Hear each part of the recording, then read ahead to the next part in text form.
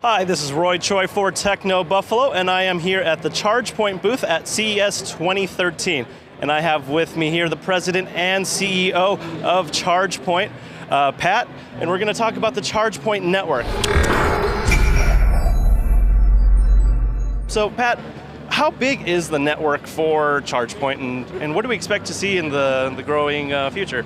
So Roy, right now we're coming up on 11,000 charging ports that are provisioned on the network in North America alone. We do have an international presence. To give you an idea, there are about 72,000 cars on the road right now in the US as of the close of the year that have a plug. We should see over 100,000 new cars come onto the market next year, and if the charging stations continue to grow proportional with the penetration of those cars, we should over double in size just to have enough capacity to have all those cars charged. Wow, that's great. So I know that we saw the level 3 chargers, and we know that the network is changing and evolving with newer cars and newer technologies. What kind of things should we expect, and what happens if, let's say, the standard were to change or the network were to change?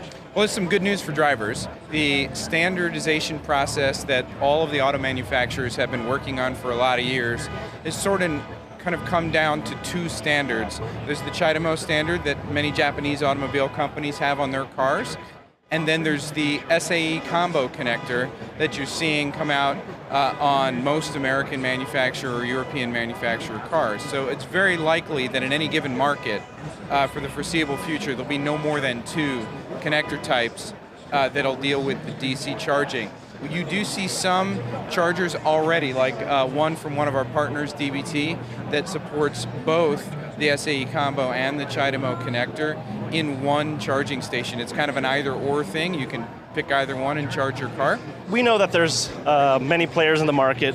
Blink is another one, GE. What differentiates Chargepoint's network from, say, any of those competitors? So, I mean, there's a couple major things. The most important is that we focus primarily on our network, not on our hardware. Even though we make very good hardware, we are a completely open network, and we have invited every hardware manufacturer out there that makes charging stations to bring their hardware onto our network and be part of the Chargepoint offering. If you look around our booth here, for example, you'll see a lot of hardware with logos on it that are not ours, not from Chargepoint. So it's the most open network out there. It's the only one that accepts hardware from just about every vendor out there. Now, if you look at our business model is we like to tout ourselves as the largest network of independently owned and operated charging stations, and that independently owned and operated is really crucial.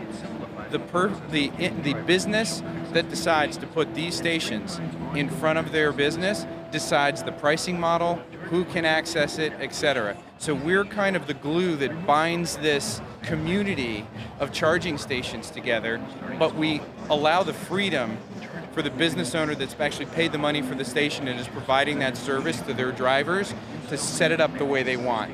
But it's still, for a driver, one card, so your Chargepoint card works anywhere, right?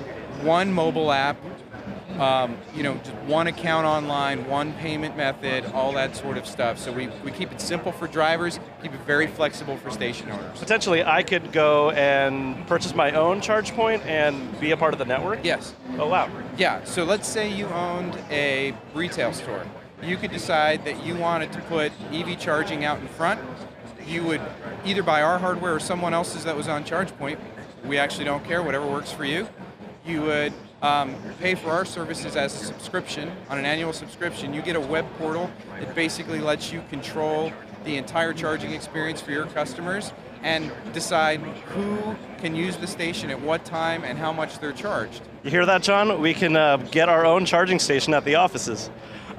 So if I'm driving around my car, my electric car, people stop me all the time and they ask, 3 questions. It's always the same 3 questions. How do you like it? How long does it take to charge? And how much does it cost?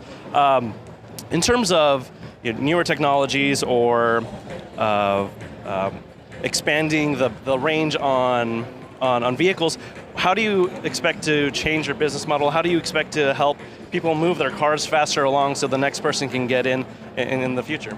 Yeah, so there's actually 2 really good points there.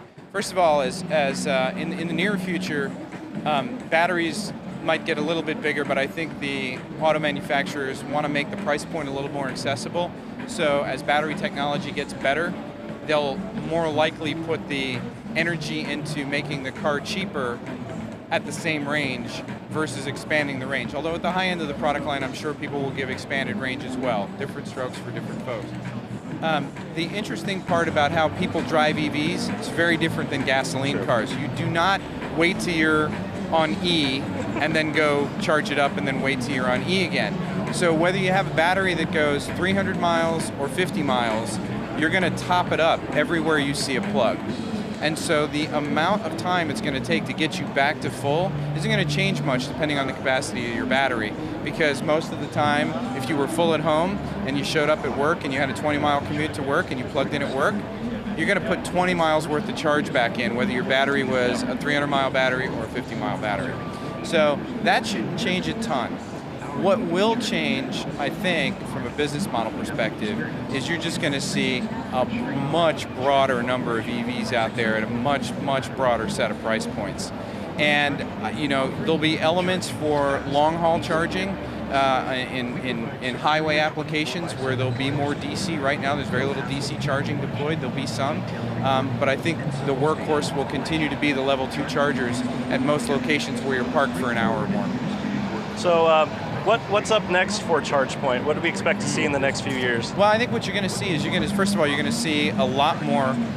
We've already got a good percentage of the hardware manufacturers on the network. We're going to continue to add more hardware manufacturers to the Chargepoint network to give them more flexibility to our station owners. You're going to see a lot more services for our drivers. You're going to see some new mobile applications that I think are going to have some great features. You're going to see just lots of features that are going to help that driver find that station, get connected with the business owners that have put those stations out in front. We've already released a feature called Chargepoint Connections to allow those business owners to connect to those drivers and offer them potentially charging perks and things like that for patronizing those businesses. Lots of stuff along those lines. We're going to continue, obviously, to support the deployments. So we're going to expand internationally to a larger degree than we've already expanded. So I think you should see some pretty exciting things. That's exciting. So thank you again for taking time to meet with us. Once again, we're here at the Chargepoint booth at CES 2013, meeting with Pat Romano from Chargepoint, the president and CEO. I'd like to thank him for his time. Check us out on technobuffalo.com for the latest CES 2013 news, and we'll see you soon.